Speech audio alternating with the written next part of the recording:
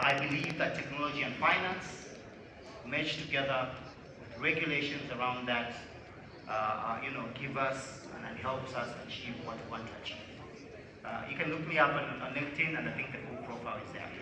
In terms of just setting the scene, in Africa, I think we've seen, if we go back 10, 20 years, we've seen that we have an opportunity to become a global leader, and the reason is simple.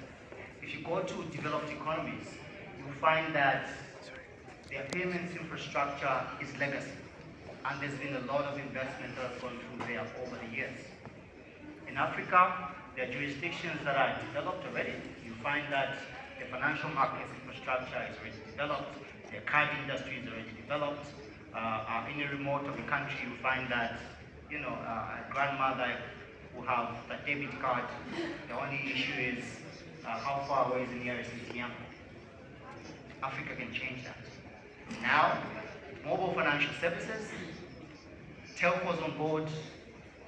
I've got a cell tower in the remote of the country. Renewable energy, I can power that tower using sun given by God. I can store that power. My grandmother will have a 2G feature phone, which costs less than 5 cents.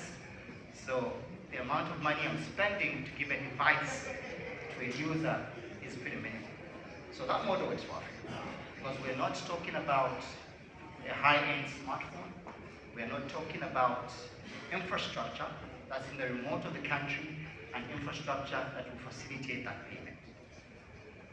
If we look at the model China has adopted, it's the same. Mobile payments in China have leapfrogged 1,000-fold. The reason is simple. They leveraged on mobile. Friction there is minimal. China is vast. Africa is vast. That model works. If it works, why reinvent? Africa has to piggyback on that. Over 400 million unbanked can, move the financial inclusion agenda. World Bank data shows that over 400 million people as of 2025 are still unbanked. Mobile financial services, if you look at data from the World Bank and GSM, as of last year we were talking about over 74% of mobile financial services across the country. So value can move, the cost of technology is going down, the cost of a feature phone is affordable. And technology that's basic, like a USSD feature phone, value can move. Africa has to leverage on that. We've seen growth. The numbers show that in terms of remittances, still sub-Saharan Africa has got the highest rates. Trade within Africa is at only 15%. So the barriers are there. The plumbing in terms of technology works, but the underlying policy, the agreements, and how to allow transactions to flow is where the issue is. I am a central banker, duty as charged. Sometimes for us to pass policy, we deliver it, we probably take longer. But remember, central banks in their DNA are of sound payments, stability, and security. Deputy Governor in the morning was talking about sound payment structure, sound payment systems. The responsibility of a central banker or a monetary policy authority is to make sure that there's trust. If you look back in history, and I think where trade started 1800 AD, I have a goat. I want to exchange it for grain. I will see the goat. I will touch the goat. The trust is there. Fast forward, and we start transacting. We have to trade. We have to, move goods and services across the globe on ships, and they're heavy. And for you to do that, it takes too much time. So now we say, why don't we do promissory notes? Why don't we do checks? And that has evolved. But the issue of trust is still underlying. That's why fiat currency, the paper money you and me everybody's talking about going cashless, going digital, but if I have a 20 rand and I'm trying to buy corn off the street, the only risk there is a counterfeit. But my grandmother is smart now. And from the central banking perspective, you find that those notes have got security features. So even somebody who can't visually see or touch it doesn't know this is a 20 rand. That is trust. On digital, it's a whole different ballgame. If I'm sending a mobile transaction, that mobile transaction has to settle for that trust to continue. And that's why, on digital financial services, but mobile financial services, the biggest issue that Africa is dealing with now is fraud. Social engineering. I have a mobile wallet, and because of literacy issues, I will entrust my grandson to keep the PIN. So my grandson is becoming a teenager, and sometimes he knows I've got 2,000 rand in there. He's got a movie date and he wants to buy popcorn. You get money out of that. My grandmother will go to the regulator and say it might be stolen. So those social engineering issues. Fraudsters also take advantage. They'll just call you up and say, you have won 2,000 rands, or I'm offering you a job. How would you offer me a job if I didn't apply? But some human beings are selfish, so you fall for that, and those social engineering skills still make the trust that we need on these mobile financial services rails to get it. So trust is an important issue. There's trust in fiat currency. We need trust on the digital rails. In terms of the plumbing or the politics, I think the conversation since yesterday, I was privileged to attend some policy lab discussions, and these were the biggest issues. Where do we draw the line? How do we harmonize policy? The plumbing and the technology itself is the easy part. Technology, we do research, we study it, we implement. The speakers before me were talking about APIs. That's a no-brainer. If you want to query a database with an API, get that data, confirm where the transaction is gone, the transaction is gone. The plumbing is not a problem. If value needs to move from one part of Africa to another, and the plumbing is done correctly, it will move seamlessly. We're talking about getting a sub 10 minutes for a transaction to move end to end. That's achievable. But now, if it's a cross-border transaction, we're talking over 6 hours. The statistics that the ladies were showing, those were within the first hour, within the day. All those, you find that technology will achieve that. But the biggest bottleneck are the rules that we put in place, the regulations that we put in place. A compliance officer has to validate a transaction that as low as $100, and that will not reach finality. That won't settle unless an officer looks at it and says, okay, it's good to go. But it's a low value payment. And ultimately, if you want to increase these settlement speeds, it's just evolving and changing the way we look at things. If there are policies that are put in place where you put thresholds, you have tiered way of dealing with transactions, and you risk profile a transaction below this amount. Let it go through straight through processing SDP, and you find that the bulk of the transactions are low value. That's why low value payments or fast payments are more popular, because those are the ones we use on a day-to-day. You and me, we need to send money to a sibling, and we need to send money to a parent, and those are manageable accounts. The big amounts are for intra-trade. You're trading with counterparties, you're buying a product, you're selling a product, the government is paying for paying. So the plumbing is the easy part. The difficult part is the talking. It's the policies, it's the agreements. I think in Africa, if you look at how the setup is, you come down to Sub-Saharan Africa and talk about SADC RTGS. You talk about the commercial reps. You go go to East Africa, you talk about the ECOWAS. You have the Pan-African Payment and Settlement System. We are trying to achieve the same thing. But if you look back and look at the work all these good organizations have done, it's a lot of work.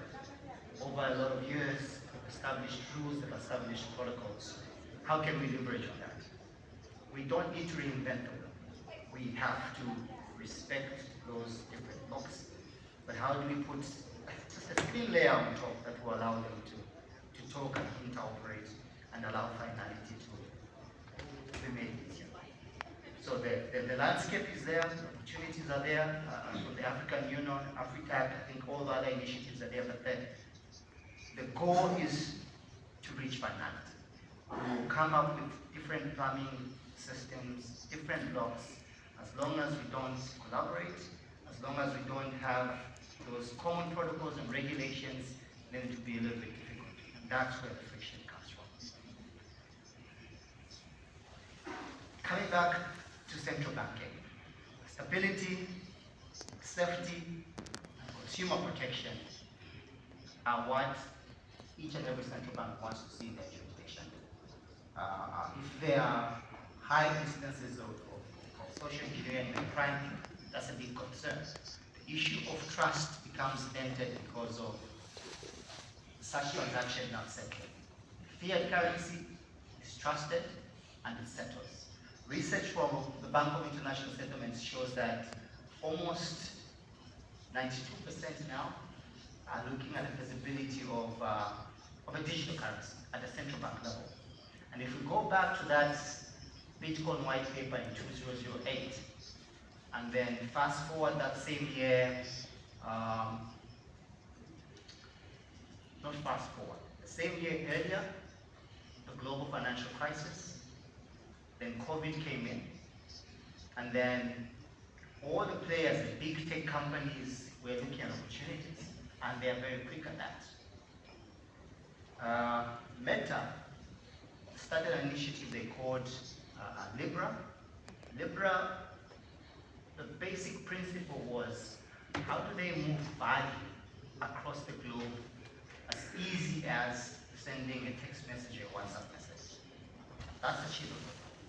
And once those narratives started coming out, Libra went to Congress, they went to the EU, and they got some pushbacks. And then regulators realized that in terms of sovereignty, there were huge risks around that.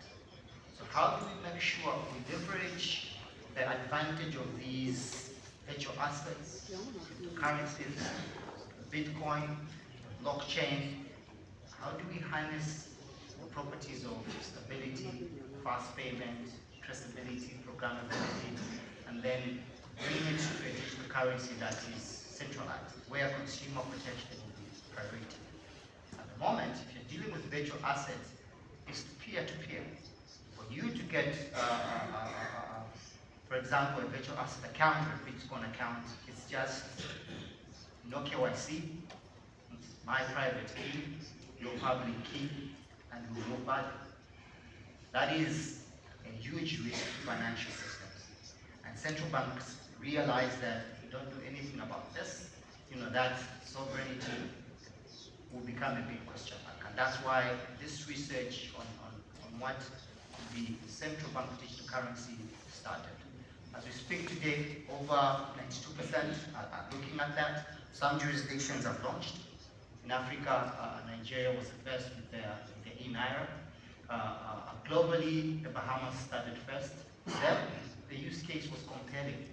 It's an island of over 300 islands, and for them, the challenges they have is, come tornado season, financial markets infrastructure is disrupted. You can't move value when there's a tornado. So instead of you moving fiat currency on those anti-fluvial tracks or across the islands, why not go digital? For them, the use case was compelling. But the issue is the traditional financial system where you have disintermediated central bank mints or prints currency, distributes it to the commercial banks distributes it to you and me. That model has worked for years. So if you are going digital now, either you have to borrow a lot from that, and I think those are the learning points that some of these jurisdictions didn't do. If you want to roll out a digital currency at the national level, your stakeholders include your government, include your commercial banks, include whoever handles currency in that chain. So that model still works. And some of the jurisdictions that launched earlier did not consider it. And that's why the scaling and the uptake has stalled. Look at their statistics. Most of them are doing under 1% of adoption. So the model can work, but we have to leverage on what has already worked. How does value get distributed? Bigger projects now are coming up. Project Delta, where you're doing a multi-currency cross-border CBDC by BIS. We saw an African jurisdiction, also Malaysia, Australia, try and move value on a wholesale DLT. That worked. So the use cases are there. The BIS has prototyped. Probably it's too early to roll out into mainstream, but the concepts work. And I think the research that has been done, the sandboxing, prototyping, and the models that have been done work. So this is an avenue which is still available. Coming back to Africa and the way we've leapfrogged, telcos in Africa have played a very big role, especially the big telcos, because that's the infrastructure that we're using, and it's shared infrastructure. When telcos were coming on board and conversations were between a financial institution and a telco, and then obviously you find that the regulation differs a little bit. This is a bank. For a bank, I want to know the shareholders. I want to tell you that the minimum capital is this much. For a telco, it's a little bit different. So when the telcos were coming on board and offering financial services, the financial institutions, the banks were saying, wait a minute, the regulator will come to me and tell me they want X, Y, and Z, and they go to this player and they only want one thing. Then you're telling me to partner with them. So that conversation was very difficult in the beginning. So the issue of wallets and interoperating with banks was very difficult to sell. But banks realized that if you leverage on what a telco can do, you both win. And I think we've seen that across the region. In my jurisdiction now, with our national financial switch, we can move value. It's a fast payment, instantly bank to mobile to bank. We've seen that scale. M-Pesa in Kenya is a brilliant example. East Africa is doing that. We know mobile financial services work for this continent. We have to leverage on it because they have efficiency and they will allow that easy finality. You can have a digital trail, you will know where your transaction goes.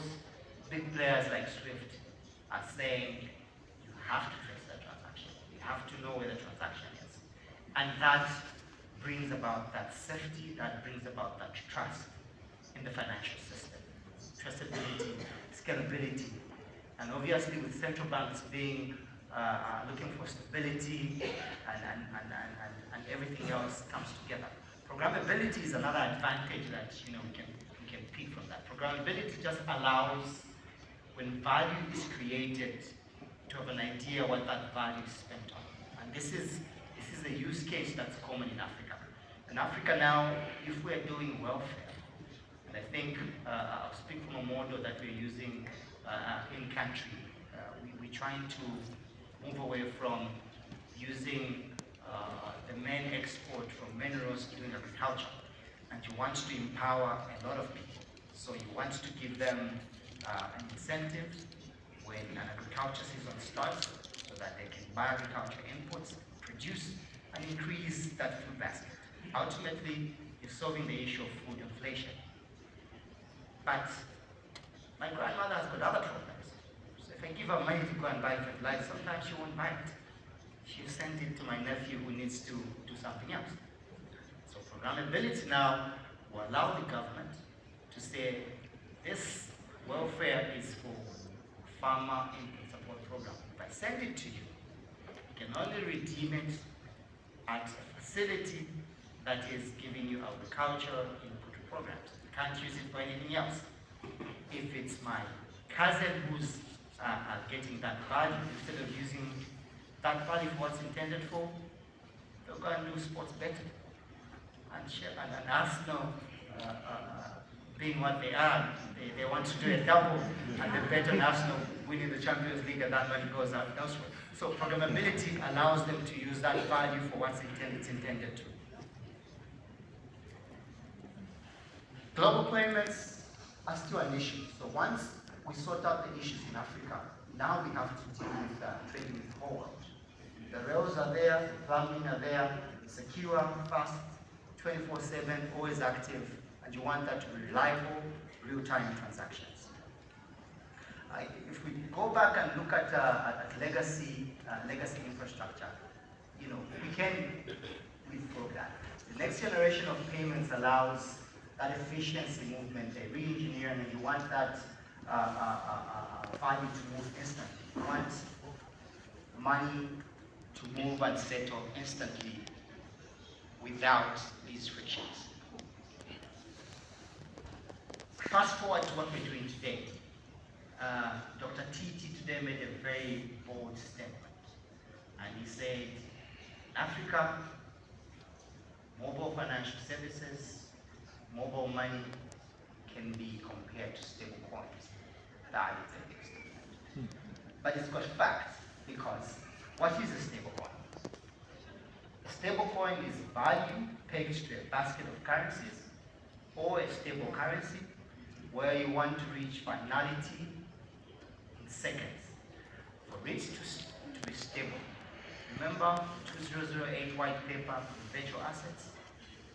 Bitcoin has got some properties of money, but stability is not one of them. It fluctuates. The richest man in the world today says that I'm going to invest in this, the value goes up. The other day, the value goes down. So to reach that stability, you want these virtual assets to be backed by a currency.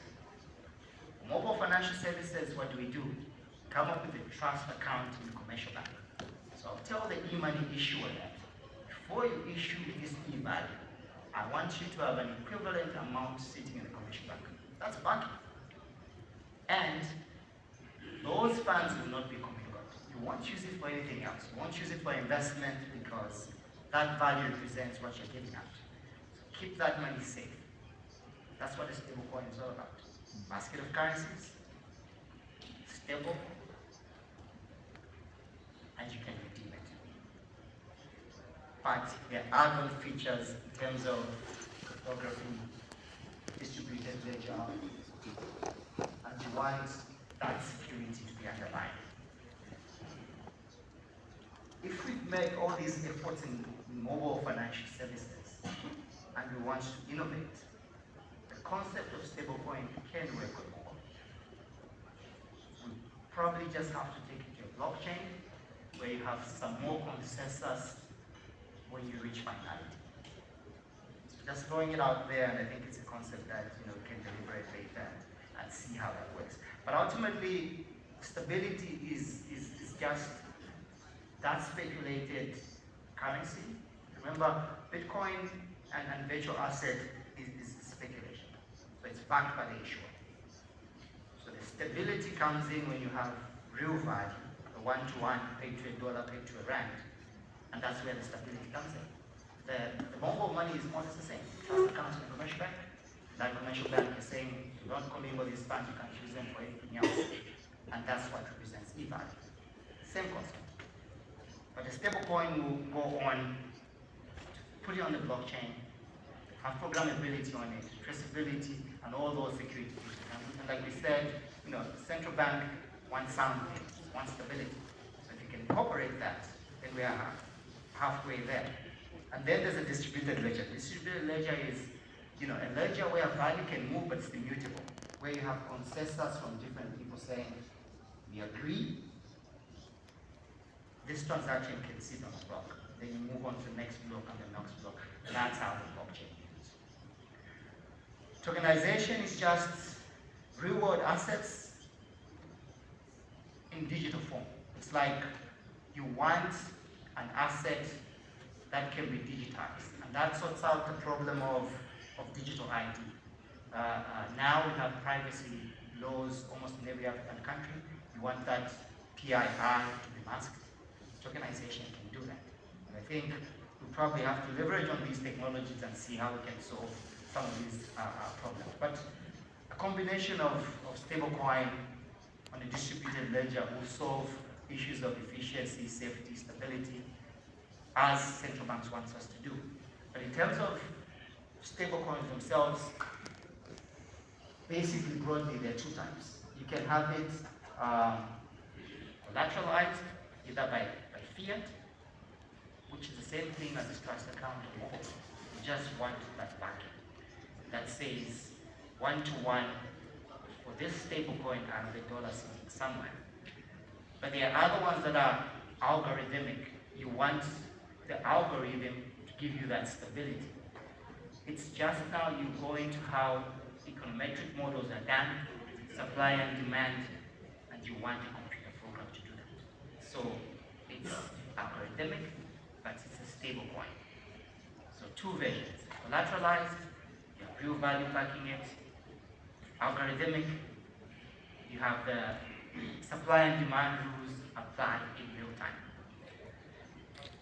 And in terms of variants, if we have to go to mobile financial services and liken them to stablecoins, those are some of the applications that we can apply. So, fiat collateralized, there's no blockchain there because you have a one-to-one backing. You have a rand, you have a dollar that is supporting that. Crypto collateralized is on-chain. You have the supply and demand rules there in an algorithm which will allow value to move depending on how the algorithm calculates that. So all these variants of stablecoins are there. USDC is commonly traded now.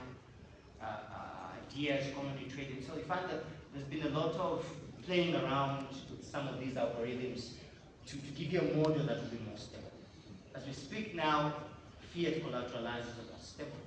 And if you still compare it to mobile financial services, you still have that trust account. So you achieve the first layer. The second layer of encryption and making that value secure probably follows after that. Stablecoins adoption in Africa is huge.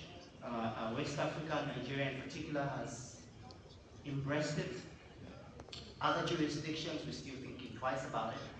But I think it's the concept. And if we understand the underlying problems, and some of these solutions can do that, then that will achieve what we want to achieve. West Africa, billions are flowing, over 28 billion flowing in stablecoins. If you look at the Chainalysis, Chainalysis is a company that tracks transactions on the blockchain, and you get a sense of how much value is moving. If you look at the values and volumes in Southern Africa, they're huge. And that visibility is not there. So, and remember the sentiments from Deputy Governor this morning. If you don't solve a problem, and a stable coin solve that, fill that gap. So look at the options and look at how you can take those properties of stable coins and put them into what you already have and solve that problem. Otherwise, that void will be filled by something else. And I think probably that should be the conversation that we should be having now. How do we get these properties of these stable coins, but how do we solve our problems? And I think for Africa, there's a lot of trading of stable coins.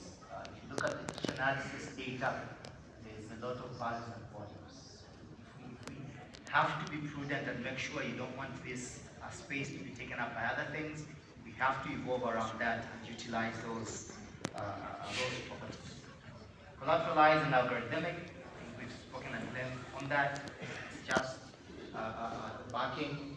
We talked about those supply and demand models on algorithmic. Collateralized, you need real value to back that up. You need one-to-one stability regardless, risk profile, capital efficiencies, and obviously the types of collateral. Distributed ledger, on the other hand, is a ledger like we've always done it, those big books with lines and columns, which is in one office. You're just distributing it. Digitally, you want it to sit in different other places, but you have consensus to each and every transaction. We are agreeing that, and I always give this example. When I was joining the central bank, I found that checks, where you effect them, so if you're doing check clearing, all the commercial banks will come and sit in this one room and debit and credit and write figures and reconcile, and that's when you go and settle. That model has changed now. We've seen now national financial switches coming on board. Checks are dying almost everywhere in Africa. In my jurisdiction, I think the last date is June 26th. But it's the efficiency of payments. If I have T+2 on a check, and if on a mobile transaction I'll settle instantly, and then the item value limit on that check is only a certain amount, why should I invest in all that infrastructure for that T+2? It doesn't make sense. If a mobile transaction settle instantly, that's it. And I think in Africa, those are the decisions we should be making quickly. The check should have died lots of years ago, but because of attachments, because of how we do things, because of governments, we kept it. But look at how much value was spent on check infrastructure. So that's gone. And I think that's why these modern technologies now can assist us. My biggest issue is, as we sit as policymakers, now we should be forging our sleeves and interrogate some of these solutions and look at the value of business. Because it's in the value and the problems we're solving which makes a whole lot of a difference. Because ultimately, remember, it's safety and stability in those payments. My grandmother doesn't really care about collateralized. She just wants to make the payment instantly and safely. So if the technology can aid that, then we have to embrace that. Traditional banking still has those sold ledgers. Some of them is because of the investments that have been put there. But I think with time, we have to evolve and remove those silos, remove the friction, and move along. We've spoken about infrastructure that's legacy. If you're doing a payment and you have a correspondent bank, you're doing your nostrils and nostrils, you're paying at a bank somewhere in Melon, you have to look at these things. And cross-border payments pretty much depends on that. How can we simplify that process? Obviously, you need to have liquidity. You need to eliminate that settlement risk. I think that's where the intelligence should come in. How do we make sure the risks that come with payments are eliminated to facilitate these cross-border payments? As we speak now, we have different jurisdictions in Africa doing different things, which is excellent. But how do we put that layer on top and allow that value to move seamlessly? Speaking of liquidity, liquidity is a big thing. And I think in mobile financial services and agency banking, that's where we've struggled a lot. Because yes, your mobile financial services is working. And my grandmother, who's coming from the fields, doesn't have to go to the bank. Because she's from the fields, she's got other things to do. She has to go and make lunch for it. And the brick and mortar banking, and that's why that model has evolved, because instead of her going into the bank and queuing up and going to freshen up, she can go to the booth. It's the young lady she knows from the neighborhood, so the trust is there. And she'll transact and settle and go on with her game. And I think that's why financial services have to be simplified, so that instead of spending that much time trying to do a transaction, and we've seen it in mobile financial services, The panel earlier was talking about what value adds can be added now. Yes, cash in, cash out, I'll send money goes out, but you want more value addition on that ecosystem. Do I get paid mobile? Can I buy bread on mobile? Can I buy my insurance on mobile? And that data becomes rich now. Rich data, you can do analytics. That's where AI comes in. AI will know every month this much comes in, this much goes out. A non-performing loan will be dealt with because the model will know that if I lend to this kind of individual, they'll pay back. So you find that now we have to leverage on the huge amounts of data that we're generating from mobile financial services, build analytics on them, build products on them. We can do insurance on that. Instead of now just paying for utilities, we can do so much more. We can get credit, and I think that's the value add that Africa has to move to.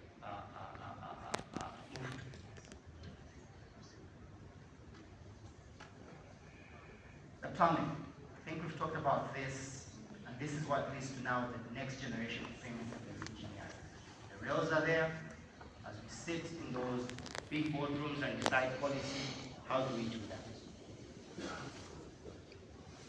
Questions we have to ask ourselves, and I think the thoughts are, if you're dealing with cross-border payments, how can we make them seamless? Now, we want secure payments. The standard, that's what we allow for those secure payments. In messaging, the ISO 20022 is working. Card industry has got protocols that work there.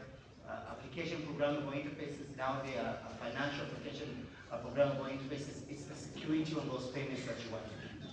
But it's the partnerships, it's the industry collaboration, it's the innovations that all these global players bring to the table that makes it.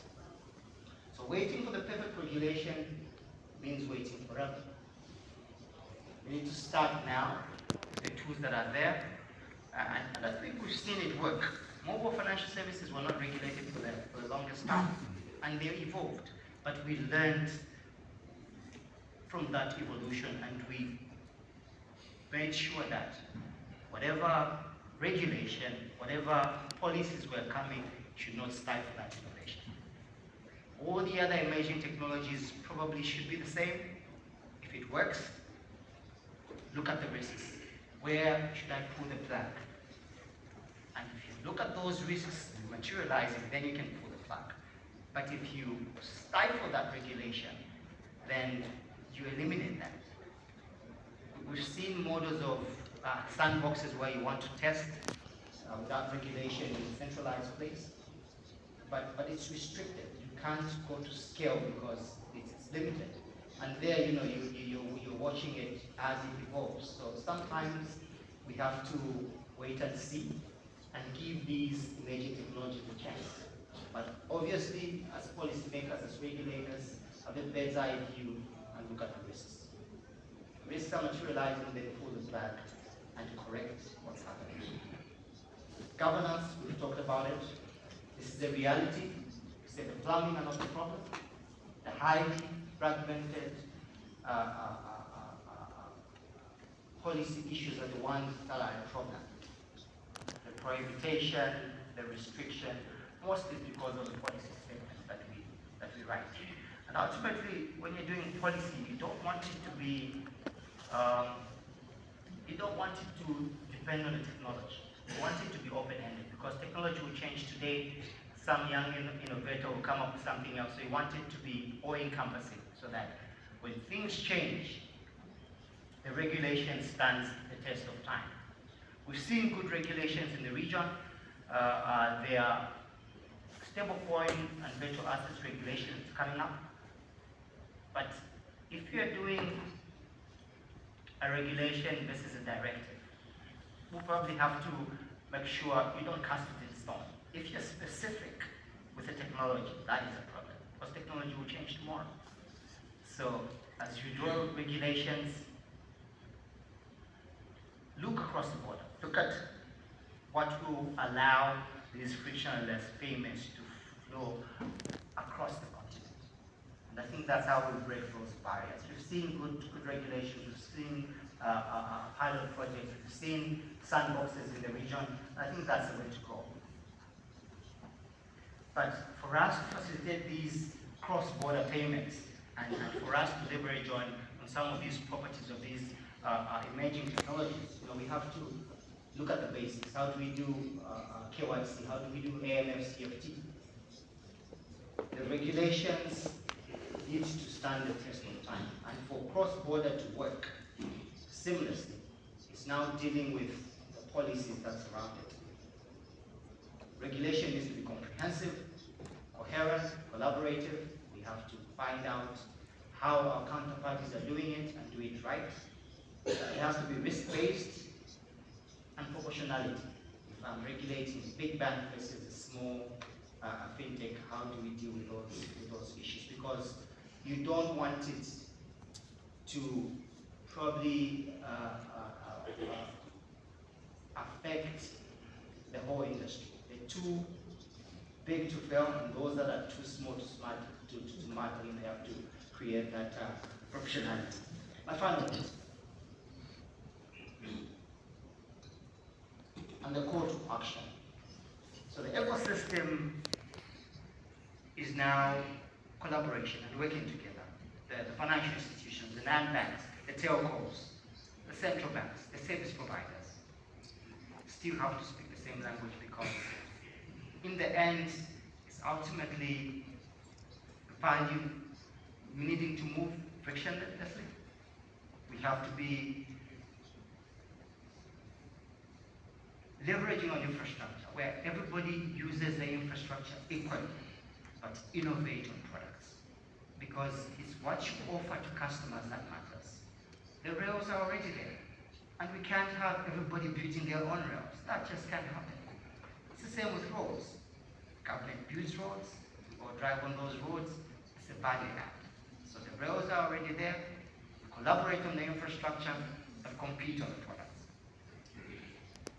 Ultimately, you want to build resilience as you build those products. Cyber is the highest ranking risk. You want to mitigate cybersecurity risks. And the rails are there. The rails can allow 24/7 transactions. The rails needs to allow for those secure technologies. So the technology is ready. The engagements needs to continue, and Africa has a vision. Now we must move with the velocity and hence the potential to harness these new technologies, tokenization, stablecoins, distributed ledgers. As we adopt the emerging technologies, should be guided by risk-based regulations, look at models across the market, implement what we know safety rules are, the AML CFT. If we are regulating virtual assets or virtual asset service providers, probably we have to look at the entry points. Where does the rubber meet the road? Where does the crypto cash out? And that's where the KYC needs to apply. If you can regulate that area, you pretty much have a good idea of what that private key relates to in terms of the business. I think those are the avenues we have to be looking at. So all these players, the central banks, the fintechs, the telcos, regional standard setting bodies have to collaborate to allow for this value to move seamlessly. And the next Africa payments infrastructure, which is almost there, depends on the execution of these standards, partnerships, regulations, and the operational readiness, which we have to move together, build an ecosystem that's secure, allow for that stability, and allow value to move end-to-end seamlessly. I thank you very much.